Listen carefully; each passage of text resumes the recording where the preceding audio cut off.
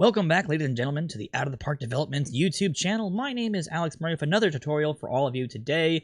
Today, we're going to be talking about player strategies and team strategies and what that means for you, not only as a GM, but also as a manager. So if you've got your OOTP 22 games open, let's jump right in and let's take a look at it. Alrighty, let's get started. So what you're looking at right now is going to be our overall strategy page. This is if you go to your home page for your team and then go over to the strategies tab and then the overall strategies page. This is basically AKA the team strategies. This is going to be basically strategies that apply to every single player in your organization. It's more of an overall strategy for your team to be taking into every single game. And you'll notice I've taken us out of general manager and manager mode into just GM mode for a second to show you guys what happens when you're playing as just the GM. So when you have an actual manager on your team, you may be limited on what you are allowed to control on this page. As you can see, Brian Snitker, who is the Braves manager, does retain some control over teams. Now, I had to change this. He technically actually has no control. He wanted to give us full control over everything, but this is the better example. You can see there are some parts of our team strategy that we are not going to be able to control. We can't change anything like butting for hits. We can't change our hold runners, but we are going to be able to change slightly his opinion about hooking starting pitchers. You can see I can only go so far. He won't go any higher, and he won't go any lower. But then some things, he's perfectly fine with us being able to make some differences. If we want to say, hey, we would like to do more stolen bases or less stolen bases, he's perfectly fine with giving us control as a GM to make some input. Certain managers are going to give you more or less control over your lineups, and you can see that by going into the manager's page and going to their managing attributes, which is on the right side of that page. So when you hire a manager, if you're a GM only, you're going to want to make sure that this is very clearly looked at before you get started, because this is going to dictate whether or not you have control over some of these abilities. So you have, and let's go ahead and talk about the abilities really fast. The team overall strategy abilities are offense-centered, pitching and defense, substitution strategies, and then some global strategies, which we'll talk about at the end. For offensive strategies, again, it ranges from stolen bases, how often you want your team to be stealing, aggressive base running versus conservative base running. So some of these are not good versus bad. They're just, do you want more or less? Do you want aggressive or conservative? So if we're using hit and run, do you want to do that frequently or do you want to do that rarely? Same thing with sacrifice bunting, using squeeze bunt plays. That would be safety squeezes and squeeze bunts with players on third base. Also bunting for hits, if you want your manager to do more or less bunting for hits. This is something that you can kind of try to dictate. When you are the GM and manager, you get full control over all of this, just so you are aware, all right? So we're going to talk about it all. Managers will give you limited access potentially, but if you're acting as the manager, you get full access to all of these. For pitching and defensive stuff, you're going to be talking about pitching around. How often are you going directly after a batter, or are you pitching around them? We'll talk about this again when we get into our gameplay tutorial, which will be, I believe, the next one. And we'll talk a little bit about what that means. Intentionally walking players. If you want to have a situation where you might be thinking about intentionally walking a player, how often is your team going to do that versus, say, not even doing it and just going after everybody? Holding runners, that's abilities to make sure people aren't trying to take stolen bases off of you. If you want to have a lot more holding runners, it does distract your pitcher. It basically takes their focus away from the batter a little bit, but it will hold runners on and make them not have as high of a chance of stealing off of you. There's also defensive stuff like playing the infield in, playing the corners in, guarding the lines, using infield and outfield shifts, and then, of course, shifting the outfield depth as well as doing shifts left to right. So you can have them come in and out and left to right.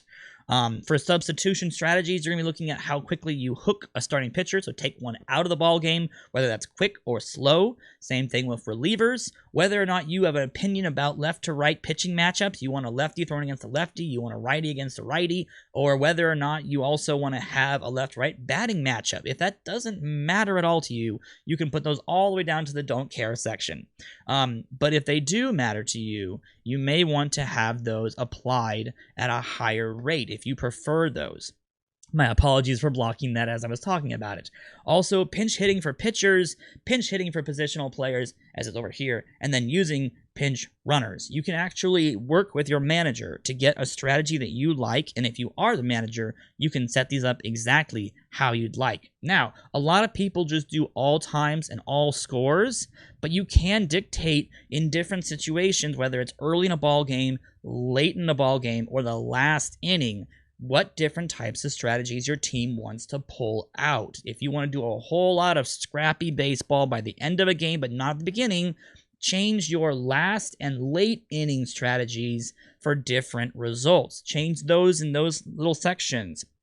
If you don't want to be bunting past the 6th inning, then probably put your bunt for hit way down for the 7th and 8th and the 9th innings. You can also do it, my apologies, you can also change that depending upon how many runs you're either ahead by or behind by. So different strategies for different situations over the course of a ball game, and it gives you the flexibility that you need to be able to make the strategies that you want.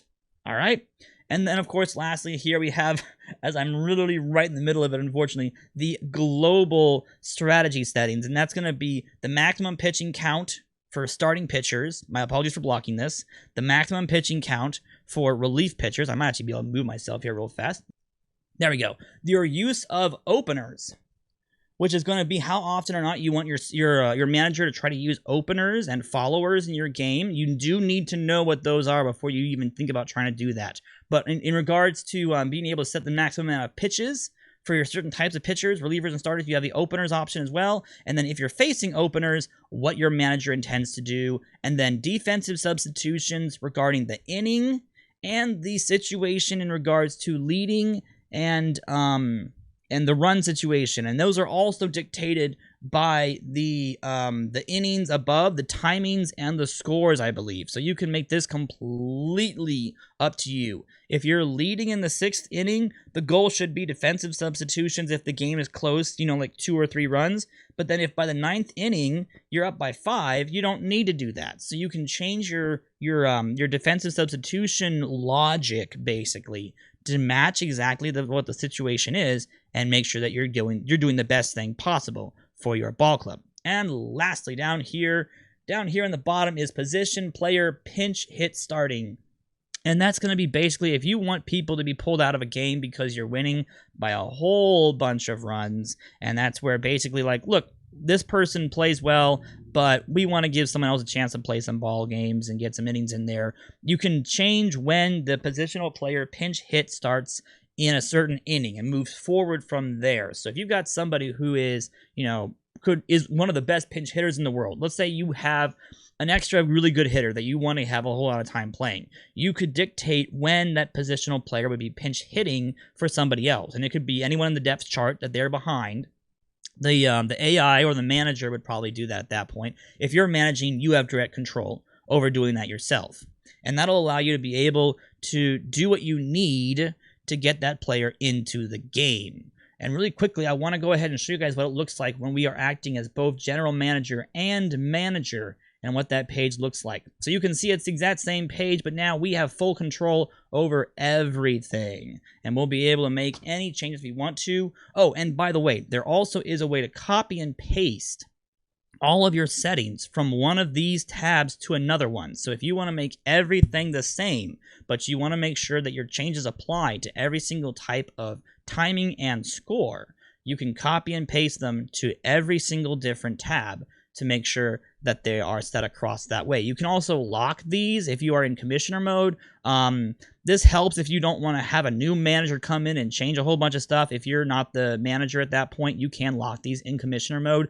But again, I don't expect you guys to be in commissioner mode, so no worries there. And then lastly, there is a way to have presets. We have already gotten some presets into this game that you can use if you'd like to. So if you want to do small ball, you can do small ball, which will do all of this stuff right about here. A whole bunch more running and bunting. If you don't like small ball and you want to do extreme sabermetrics, you can do sabermetrics, and that's no bunting, no running, aggressive base running, but no stealing, no bunting. You don't pitch around people, no intentional walks. You go right after people. So there's different strategy types that you can automatically load into the game, and then as you make your own, you can even export your own team strategies to be able to get the best possible attempt at your game being played the way that you want it to be, either by your manager or the bench manager, the bench coach. If you're simming a game, you can have the bench coach use your strategies, or it'll let you be able to have a manager use whatever you'd like them to use if they give you full control and not have limitations. Let's talk really, really quickly about player strategies. In addition to team strategies, there are some player strategies you can do. This is kind of more of a minute player-by-player based situation instead of an overall team. So there's some of the same things like stealing bases, base running, hit and running, sacrifice bunting, bunting for hit. But then there's other options on top of that. You can have your individual player strategies adjusted to your team strategies or overriding your team strategy. So if you want to have your speed demon run, but the rest of the team not run, you could do major sabermetrics where nobody steals, but then come into here and change one player to have major stolen bases turned all the way up. So you have one player who does steal. So you can make customizations that will go into an individual case-by-case situation instead of an overlapping team situation. And if you adjust, it'll just basically take the ratings you put down below and merge them with your team ratings to make a reflective middle ground. That's basically what it's going to do. So I highly recommend doing the override if you want someone to do something that's very different than your team strategies. And again, all of these are the same way that we had them in the team strategy section. There's just sliders left and right to be able to tell you the AI how often you want something to be done, or if it's aggressive or conservative. You have an option to say never lift for a pinch hitter. So like in the previous page, we talked about pinch hitting for a positional player. You could do this for a positional player and say, but this player never gets pinch hit for. If you've got a star player like a Bryce Harper, you're never going to pinch hit for them, period. All right? And then for pitchers, there are other things on the right side we'll talk about in a second here. There are a couple other things for like the pinch hit settings in terms of the minimum inning removed, or minimum inning required to remove this person by pinch hitting for them. Whether or not, they actually are pinch hit for the player, you can actually say if they want to be more rarely. So instead of just saying never, you could say, well, just make it less often, maybe like once every blue moon. And then whether or not you want the platoon usage for pinch hitters to be done, you can do that as well. And then if you have people who are pinch hitters, so if you've got somebody who really does want to come in a ball game, you could have a situation where you want to save someone for a high leverage pinch hit situation, like a late in a ball game situation. You can have that checked on down here as well. And then you can also tell them to still use them, even if they're tired or on a day-to-day injury, they can still be used as a pinch hitter. So that would be good if you had somebody who was injured, couldn't go out and do the fielding of the fielding or running, but was still really good as a pinch hitter. You could still have them come in as a pinch hitter, probably late in a ball game. Like a Jason Giambi back when he was ending his career. He would come in the 8th or 9th inning to pinch hit for the Rockies, and that was all he would do. He wouldn't play in the field. For pitchers, really fast. I know we're going pretty long today, but my apologies about that. There's a lot to cover here. For pitching strategies, individual pitching strategies can have individual pitch counts. So if you want to have one person get a lower pitch count versus somebody else who has more stamina, they can get a higher pitch count. You can also do batters faced. So if you want them to be able to go through the lineup twice and only twice, you can dictate that as well. You can also force a position onto the players. So if you've got a person who wants to be a starter, but they don't have the stamina to be able to do so, you can actually force them to be a reliever, a closer, or a starting pitcher if you'd prefer to have that done. And then you can also dictate when they are benched because of their fatigue percentage. So as a player gets fatigued, you can tell the AI to force bench them so they're not used. This is very good for relievers. If you want a reliever to always be, over 70% fatigue levels, so that way they're always in a good resting situation. Below 70, you're starting to get into they're kind of tired position. You can actually force that upon a player with this setting. Also, you can force them to be used as an opener or a follower. This is how you do the opener-follower situation. We probably will mention that later down the road, but this is where you'd go in to assign somebody to be an opener and be a follower to set up the opener system. Now, you can also simply lock the person to the minor league team that they're on. This is really good for like managing minor league development players. If you want to force someone to play at AA, but the AI keeps trying to bring them up to AAA or send them back down to A+, and you want to challenge them, you can lock them to the current minor league team. We'll talk about that a little bit more when we get into player development as well. You can also bench a player for a certain amount of days if they're really on a bad streak or if they just need some time off. You can actually force the AI to put them on the bench and not play them. You can also bench the player if their day-to-day injury is in different boats. If it's a substantial day-to-day injury, I would highly recommend putting them on the bench. But some people don't like having even a minimal injury on a day-to-day player, because it could turn into a bigger injury down the road. So for some people, they want them benched regardless. So this is a way that you can go ahead and do that. Or you can say never and just force the player to go Cal Ripken Jr. style and play through everything. All right, and then last but not least, there's a use it as a two-way player option. This allows you to be able to tell a player that they're not only a pitcher or a hitter, but vice versa, hitter or a pitcher. So in this regards, Ohtani. It's basically for Ohtani. That's basically what it's for at this point. For batters, there is slightly different stuff. It's kind of the same way. Use it as a two-way player, benching depending upon the situation. But I believe, yes, you can technically force a player to start at a certain position, and this is how you'll do batters instead of the pitcher stuff. And then you can also force them into the lineup in certain spots in the lineup. So if you want them playing against lefties only, you could have them forced into the lineup in a certain spot against lefties, but then not or even benched against righties. So you can get very detailed on what you want the AI to be able to do. This is also very good if your manager is making some mistakes in what you think the lineup should look like. You can actually come into the player strategy settings, make some changes like these, and kind of force the AI to actually play the person the way that you wanted them to be played. Last but not least, you are allowed to use the person as a defensive sub if tired. So if they're taking a day off and they're trying to get some bench time, you can tell them to be available as a defensive sub if they're getting a day off and they're tired. This would also be a way that you could tell somebody to, if it's a catcher and they are your defensive sub catcher, but they're tired, you still want to use them because they're better. This is a way for you to be able to force that through regardless.